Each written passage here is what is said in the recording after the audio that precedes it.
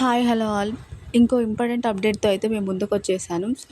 ఈ 2026, 27లో చాలామంది distance education అయితే చేస్తున్నారు కదా! దానిలో ఈ మధ్యలో చాలామంది 1 ఇయర్ బీఈడీ గురించి అయితే సెర్చ్ చేస్తున్నారు.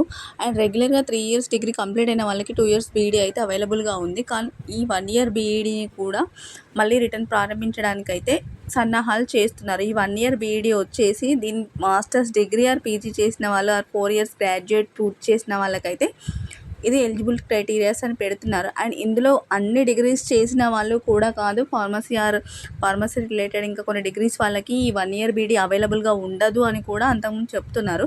అండ్ మోరోవర్ సాధారణంగా 3 ఇయర్స్ డిగ్రీ కంప్లీట్ చేసిన వాళ్ళు 2 ఇయర్స్ బీఈడీ వాళ్ళకైతే ఆటోమేటిక్గా చేసేసుకోవచ్చు. కానీ 4 ఇయర్స్ డిగ్రీ కంప్లీట్ చేసిన వాళ్ళు అంటే ప్రొఫెషనల్ డిగ్రీస్ కంప్లీట్ చేసిన వాళ్ళ కోసం స్పెషల్గా ఈ బీఈడీ అన్నమాట. అందులో ఏ ఎలిజిబిలిటీ క్రైటీరియాస్ పెడతారో ఇంతవరకైతే దానిపైన స్పష్టత రాలేదు. సో ఈ 2026లో సెకండ్ ఇయర్ నోటిఫికేషన్ కోర్స్ కోసం కూడా రిలీజ్ అయింది. ఈ ఏడాది 1 ఇయర్ అమలుపై తెలంగాణ ప్రభుత్వం అయితే ఎలాంటి డిసిషన్ తీసుకోలేదు. ఈ 1 ఇయర్ బీఈడీ అయితే ఎప్పటి నుండి స్టార్ట్ చేస్తారో ఇంకా తెలియట్లేదు. కానీ ఈ స్టార్ట్ చేస్తే మాత్రం అండర్లీ యూజ్డ్ ఫర్ ప్రొఫెషనల్ కోర్సెస్ చేసిన వాళ్ళకైతే చాలా బాగా యూజ్ అవుతుంది.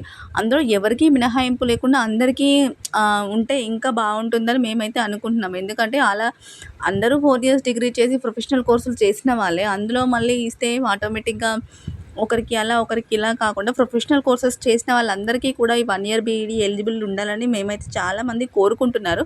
అండ్ నార్మల్గా డిగ్రీ చేసి 2 ఇయర్స్ బీఈడీ చేయలేని వాళ్ళు చేసే వాళ్ళు కూడా ఉంటారనమాట. అది 2 ఇయర్స్ డిగ్రీ కంప్లీట్ అయిపోయిన తర్వాత బీఎడ్ ఎగ్జామ్ రాసి దాని 2 ఇయర్స్ కోర్స్ అయితే ఉంటుంది. అందులో మేనేజ్మెంట్ సీట్స్ కూడా ఉంటాయి.